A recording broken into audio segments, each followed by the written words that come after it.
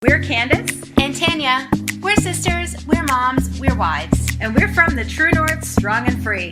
And we're letting you in on our real life experiences, struggles, weirdness, finding the funny in the random every day. And those moments that make you shake your head. We all have them. Those moments that make you say, honest to God. Honest to God!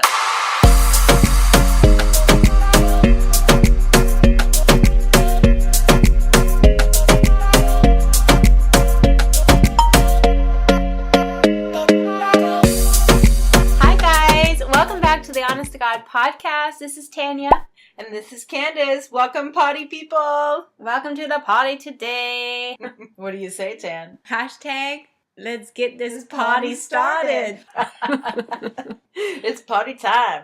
We don't really have a specific topic to discuss today. We wanted to leave this one wide open. Wide open. We're just chatting. Yeah, we're just going to be our honest to God selves and ramble. Let's ramble on. Okay, so I kind of want to dive in and just get something off my chest. Get it off. Unload. This has to do with last week's episode, kind of. We talked about mom shaming in our last episode.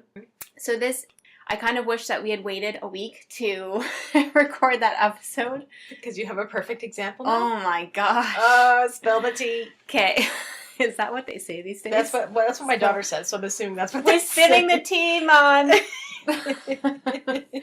This is like also an honest to God moment. To God. Yeah, you're not even gonna believe this. So I had a conversation with someone over the weekend, and it was so offensive and like hurtful. Oh my God. And all of these things all in one, and it was mom shaming filled, and I'm not gonna name any names. Okay. But I will tell you the conversation that took place. Oh my gosh. Tell me. This person asked me, I was with Ivy and Mitch, and this person asked me if I had any plans to put Ivy in daycare. Okay. I said, well, we don't really need to put her in daycare because she's home with me right now. I'm a stay-at-home mom. Yeah. And I said, but, you know, we've been talking about it. We'd like to put her in one day a week just so that she can socialize with other kids more, and we just think it would be good for her. And this person said, well, yeah, she's 2 and she's not socializing at all. That's pretty bad. Honest to God! That's what the person said to me. Wow, that's like, pretty bad. Okay. Yeah. Basically saying to my face that they don't think that Ivy acts appropriately for her age. For her age of 2. And may I also just say this person, Ivy doesn't know this person at all. So you're making your judgment based on what, an hour in the house or however long you were there? Yeah, so she's not going to go up to this person and hug them or try and associate with them because she doesn't know this person. Yeah. And she knows me very well, and I still have to warm her and butter her up to me every time I see her. And that's convince her, remember you love me. Yes. Come see me. Exactly. And then this person said to me, well, does she have conversations with other people? I said, well, she doesn't really have conversations with anyone. She's just learning to talk. And yeah, I know that she has taken a longer time than, the guidelines state to start talking, but she is talking like leaps and bounds more than she was before. Right. So I said, well, she doesn't really have any conversations with anyone. She's just learning to talk. I guess this person just thought that she should be having a full-out conversation. I was like... And this is based on your experience of what? Yeah. Just literally a few minutes. Yeah, and then... So last time we were with this person, Ivy was playing with one of the apps on my phone. And this person was making comments about how, like, oh, shoot, why isn't he wanting to talk to me? First of all, again, like, she has seen you, like, 2 or 3 times in her life. Like, she's not going to... Yeah. She's not going to be, like, all upon you. And then this time, there was cartoons on the TV, and Ivy didn't want to have anything to do with the cartoon. She was playing with toys. And it was just comment after comment. Why isn't she watching cartoons? She should be watching the cartoons. Why won't she come over here and watch cartoons? Are you serious? Like 20 times this was said. I was like, she's sitting playing. Like a kid should. Apparently that was not normal Are you going behavior. to comment negatively on everything she does, no matter what she's doing? Ivy could not have done anything right. Like oh my the last God, time she awful. was playing on the app too much, and this time if she was sitting there watching the cartoons, you would have complained, why isn't she playing with toys? Yeah, and she just wanted to play the whole time, and we were in a new place. Yeah. So she wants to explore. She was roaming around. She was playing with the toys, totally content. And apparently that was not appropriate behavior. She should have been talking to everyone. She should have been watching cartoons, not playing contently with the toys that were given to her. Wow. Yeah. Some people just have to have a negative opinion, even if they need to conjure it up. That was like, every single comment was like, honest to God, like, what next? What am I supposed to say?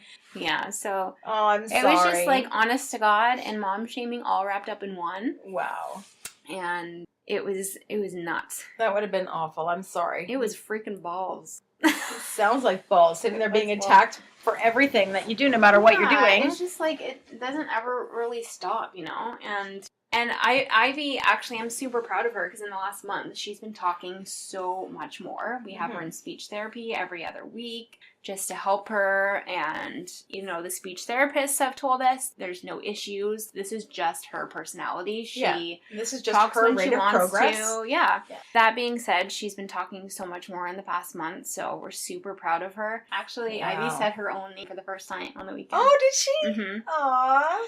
Her name's Ivy, but she was saying ID. She can't say the V. Aw, that's adorable. Yeah, but she's saying it. So Aww. cute. Yeah, so that was friggin' that situation, and I was like, man. God, were you feeling like you wanted to lose your mind? Yeah, I wanted to be like, hey, have you listened to my podcast? Hey, you should check out the podcast we just released. Yeah, seriously. And then I was like, frig, I wish we had waited one more week to record that episode because I would have had just much more even recent examples to provide of that. But it's just, sometimes it's just nothing that you can do or that you do properly. And like if Ivy was old enough to understand really what this person was saying, like what a confidence. Oh yeah.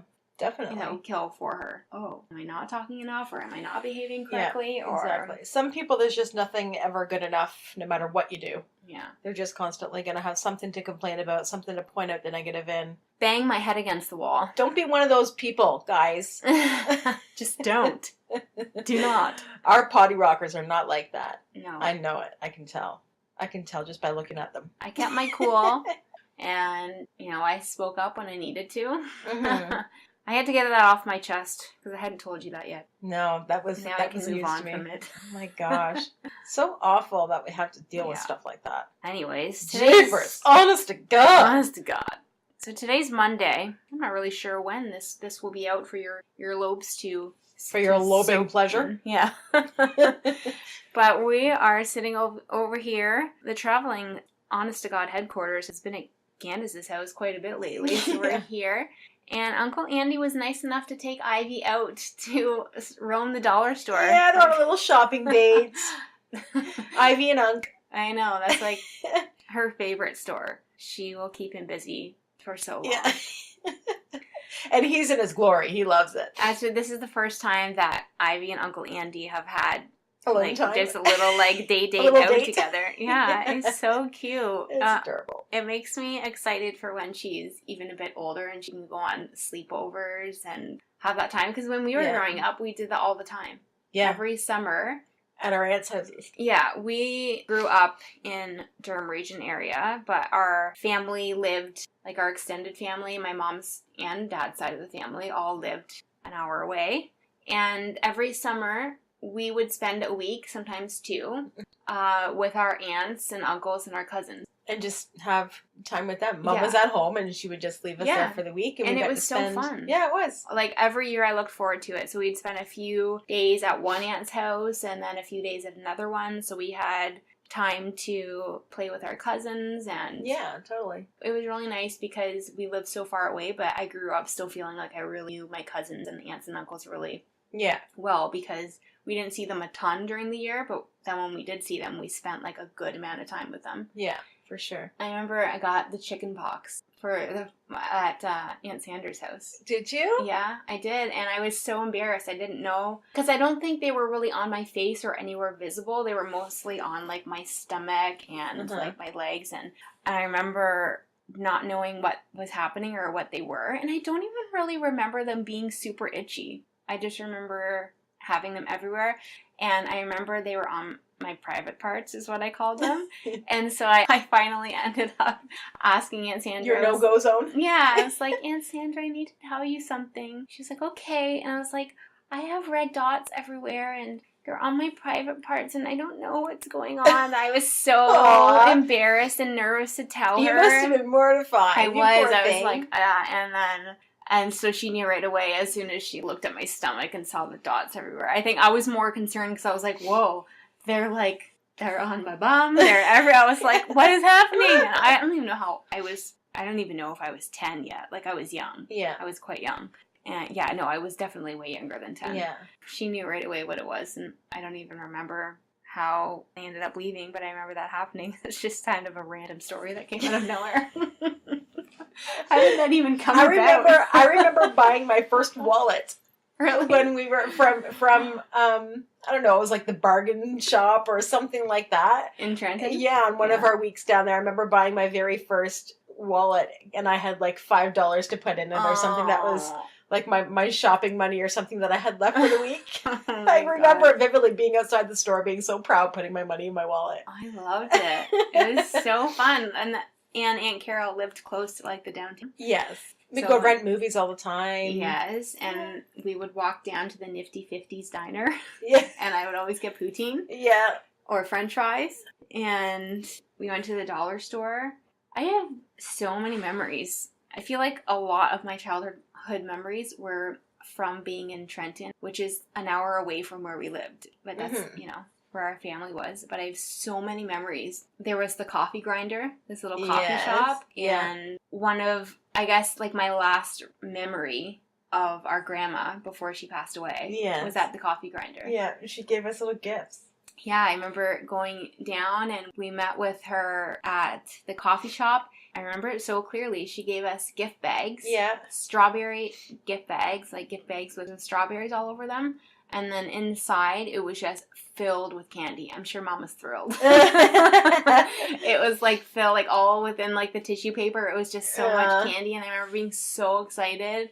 And I remember the table we were sitting at and everything. I know, me too. Yeah. And then I remember going back to Grandma's house after, and I remember running around in their backyard in the summer. Mm-hmm. But I remember there was always so many prickly little things on the ground. What are those? Those like little prickly weeds. Yeah. I remember like running, trying not to. One of the weirdest, like most vivid memories I have of Grandma's backyard is, you know, that buzzing sound when it's a really hot summer day? Yeah, yeah. I remember sitting in her backyard and I was bored out of my mind. I had done everything I could do to possibly occupy myself that day, and it was such a hot day, and I was sitting in the backyard, and I remember just that buzzing sound. So now every time everyone's air conditioner's going and like I don't know. Honest to God, I don't really even know what the sound is. I know what it's like the sound of hydro wires or something. Exactly. And then, yes. Yeah, and then there's probably people's like air conditioners going too. Yeah, but I don't know if it's that or if it's an animal.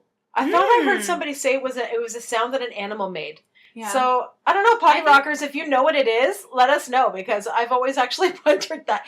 And so every time I hear that sound now, I'm like immediately brought back to sitting on childhood in Grandma's backyard, bored out of my mind on a really hot day. I was scared of her basement. I used to pretend that was my apartment. In her basement? Yeah. What did she have down there? Not a keyboard. Nothing.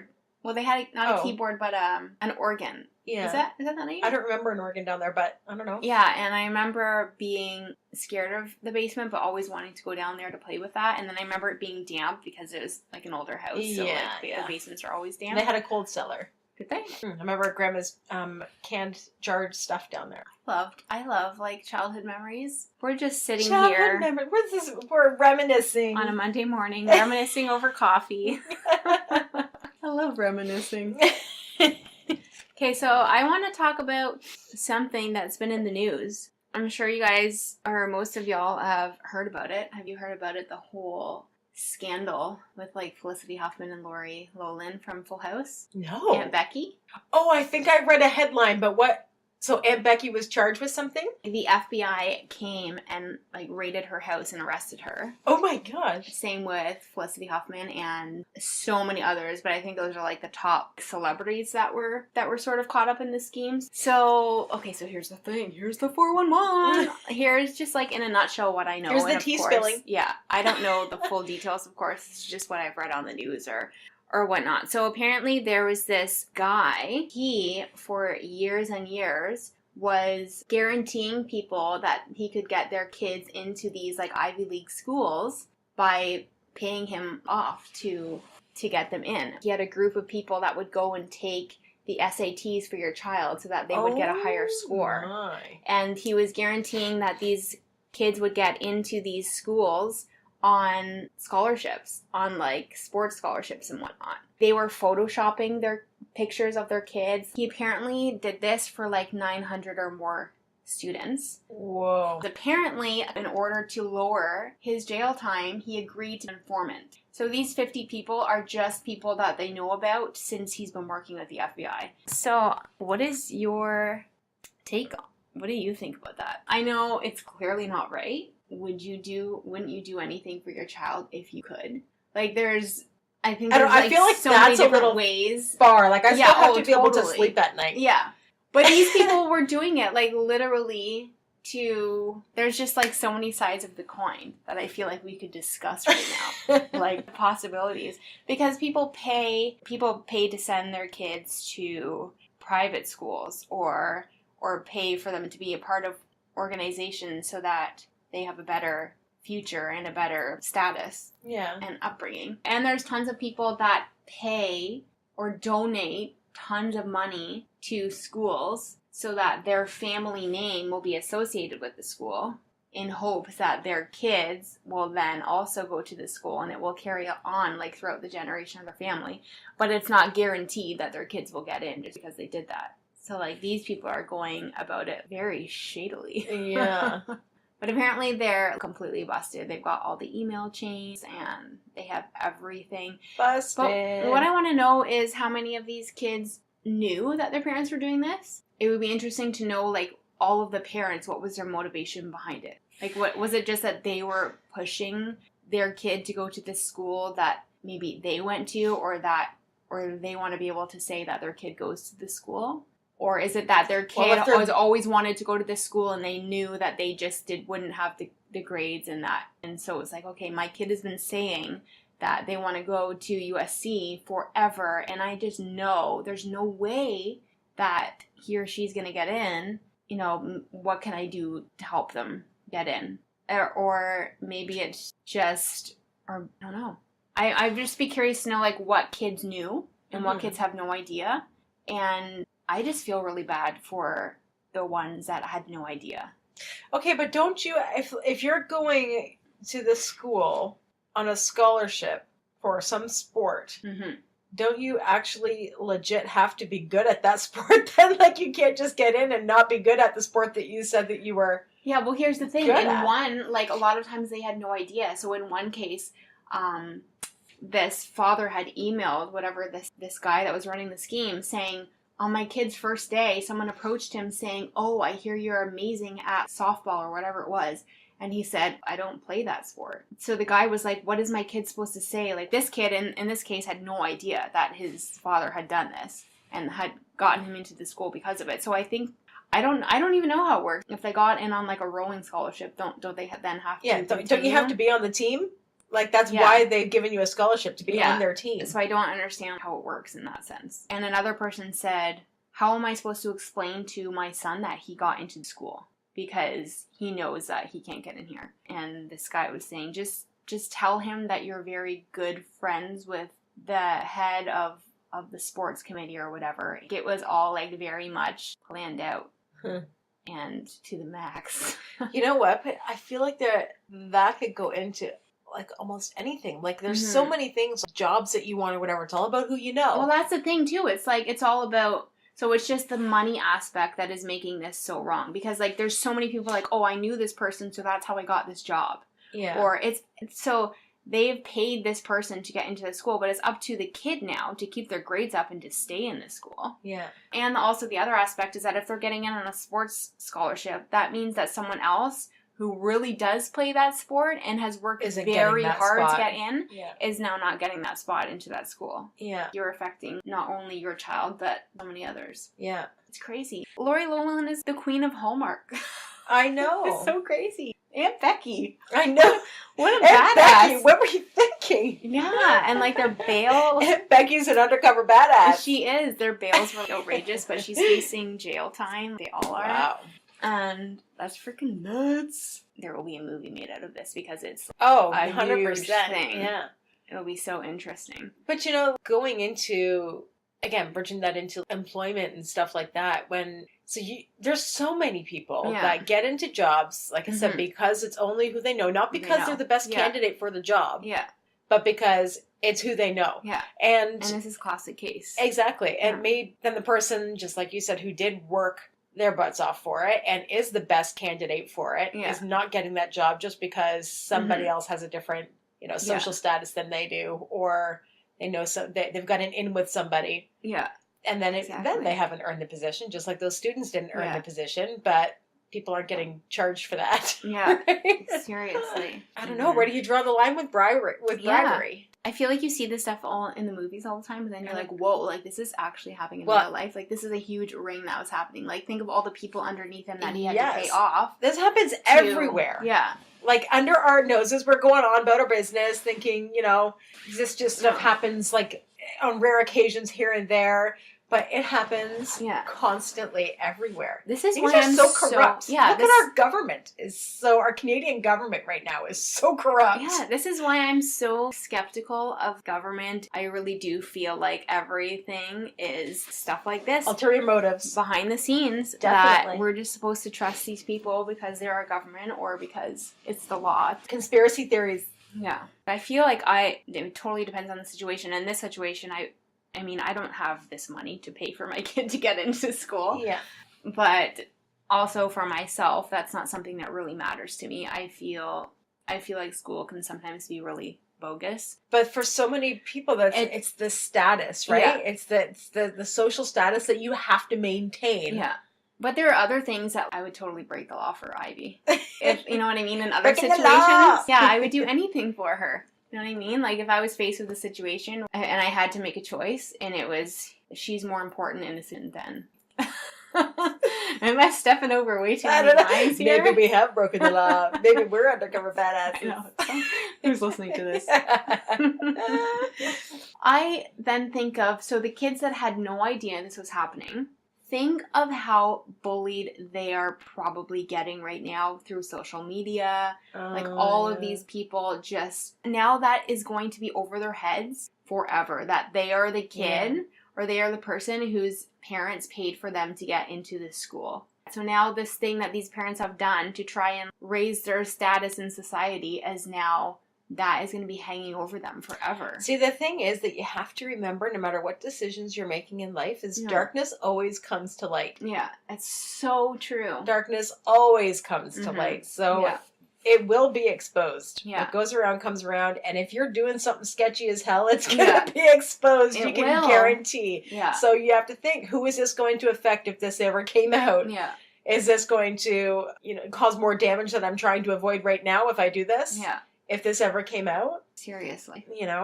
Oh, all of these kids that are so angry at their parents right now. Or there's probably some that are like, I really could have cared less about being in the school, so whatever. Or there's some that are probably don't ever want to talk to their parents again because of it. And some that just don't even know how to handle this. But I feel really bad for especially, the kids that didn't know. Yeah. And then the ones that knew but were forced to keep that secret.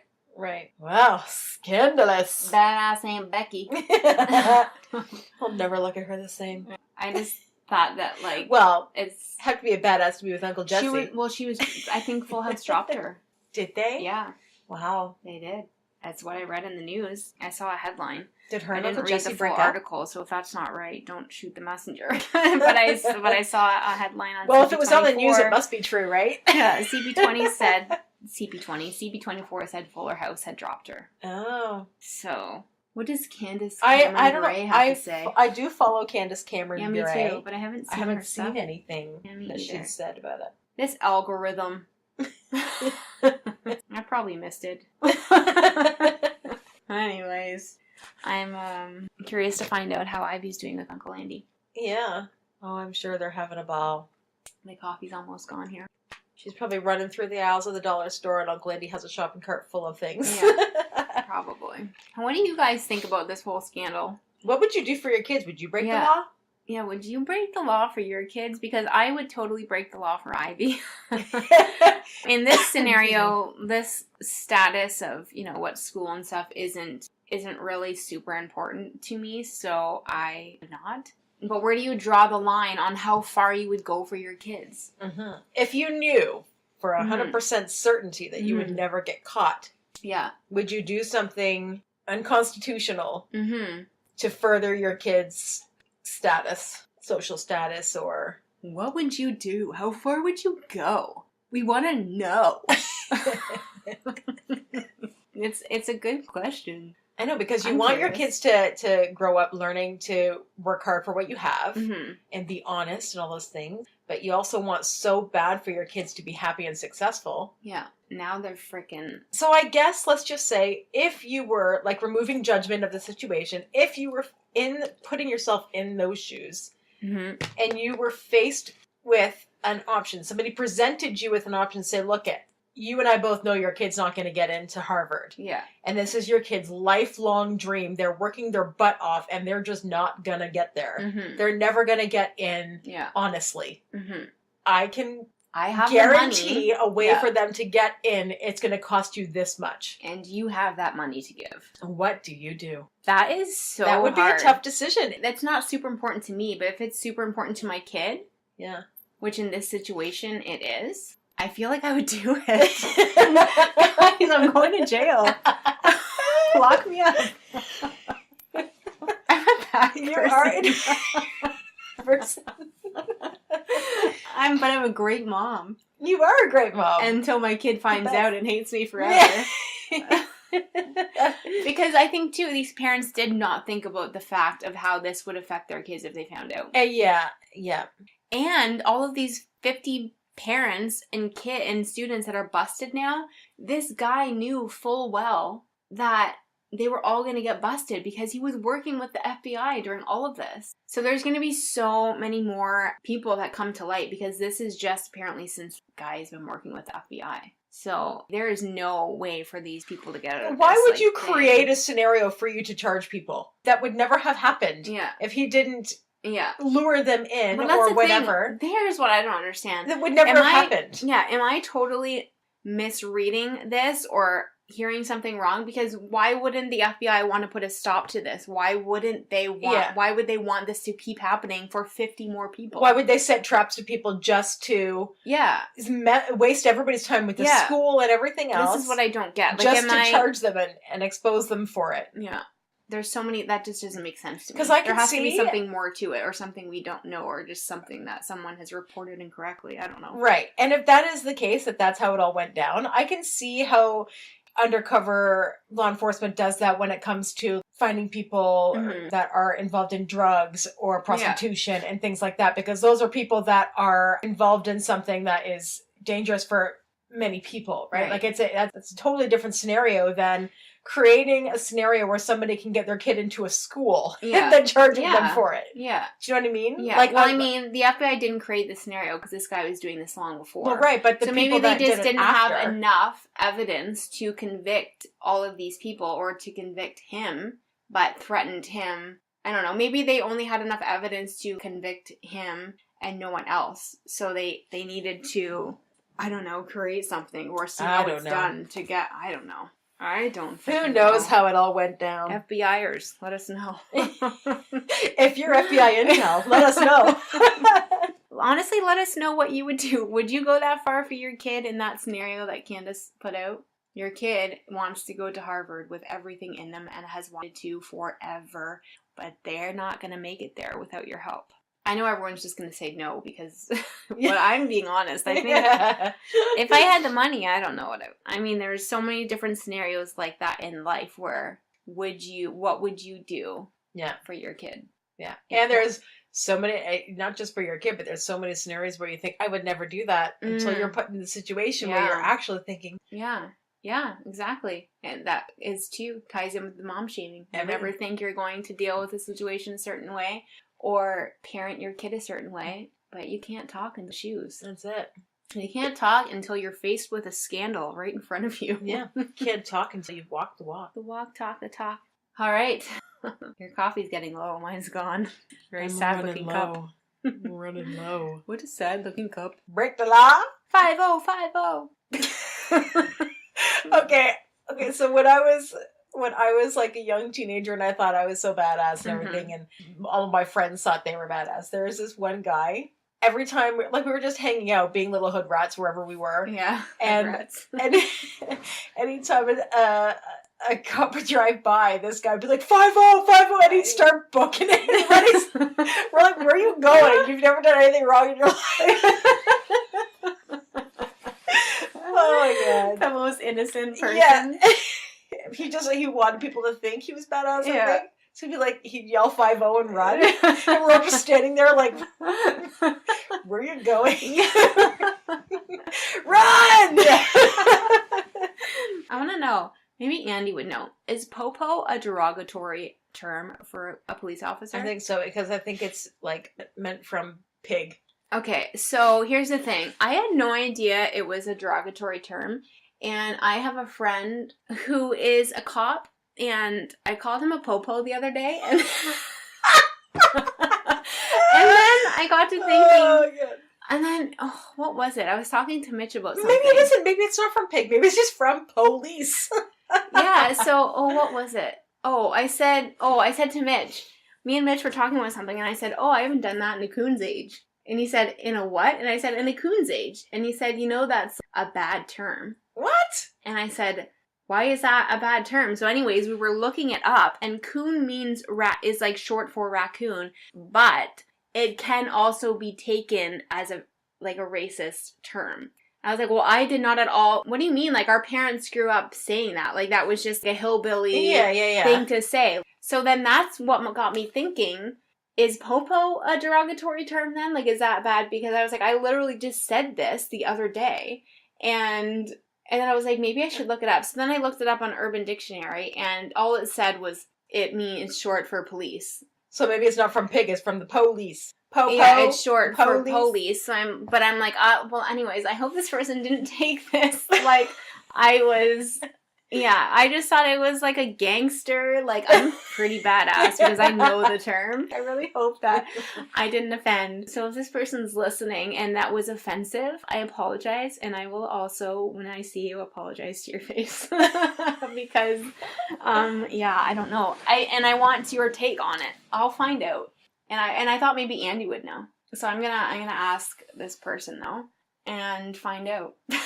And I just feel too, nowadays people take offense to, people want to be offended about everything. Yes. So it's the hyper-offensive, super sensitive culture we live in. Honest to God! I am guilty of being probably one of the most politically incorrect people there is anyways, because I just am so annoyed and irritated by the people that just look to be offended by anything and everything. Yeah. It's it just drives me absolutely nuts. I don't have time for that. Ain't nobody got time for that. Ain't nobody got time for that. Ain't nobody got time for that. Nobody got time. Ain't nobody got time. We don't have time for that. But then remember when we were younger, well, not when we were younger, but when our parents and grandparents were younger, so many nursery rhymes and lullabies are so morbid. You're just singing them they're these happy-go-lucky songs with your babies. I know, and then when you really think about it, I wonder about what did that say?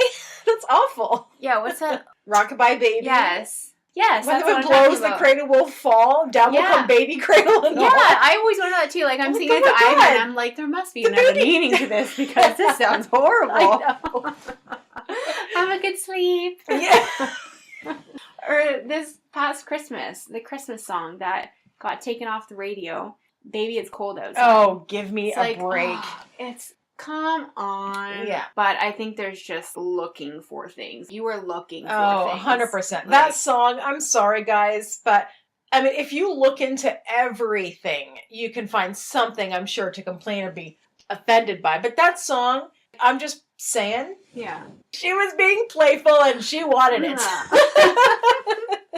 Oh gosh, we're gonna get so much hate for this episode on everything. Let's just all agree we have our own opinions and leave it at that. Yeah. No, but I will think continue playing Baby It's Cold Outside. Me too. All right, folks. I'm out of coffee, so we gotta go. Time to wrap this up. Thanks for joining us on our little bit of a random ramble here. Yeah, this was fun. I enjoyed this. Sometimes this is just all it is. We're just letting you guys in on our chat. Yeah. Or just sitting here having coffee chat. So hit that subscribe button if you haven't already. Yeah. And follow us on Insta. Yep, Honest to God Podcast on Instagram. Share. Subscribe, like, review. If you like what you hear, tell your friends, tell your family, tell your people that we hear. There's nothing more to it. That's really it. It's really that simple. Yeah, it is that simple. All right, we'll see you guys in the next episode. We be talking at you. Leave it in a review or send us an email to canandtan@honesttogodpodcast.com. We want to know what you would do in that situation or any scenarios. How far would you go for your kid? Are you a lawbreaker? Are you breaking the law? 'Cause I am. All right, potty people. Peace out, potty people. We out. Until next time. Bye.